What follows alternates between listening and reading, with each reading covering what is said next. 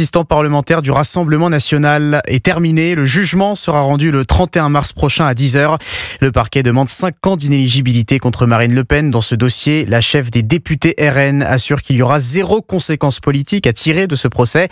Il n'entre aucunement en considération pour une éventuelle censure du gouvernement, ajoute-t-elle. Menace de censure qui semble se préciser. Justement, une première motion pourrait être déposée dès lundi prochain. Si le Premier ministre utilise le 49.3 sur le budget de la Sécu, le RN promet pour l'instant de la voter.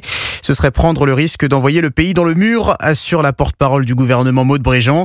Maya-Hélène Trémollet, force est de constater que les troupes de Marine Le Pen préparent de plus en plus les esprits. Oui, sauf coup de théâtre, la question est moins celle de l'éventualité d'une censure que celle de la date choisie par Marine Le Pen. Décidé pour l'instant à faire tomber le gouvernement, le parti à la flamme récuse un scénario catastrophe et devance les procès en irresponsabilité de ses opposants politiques.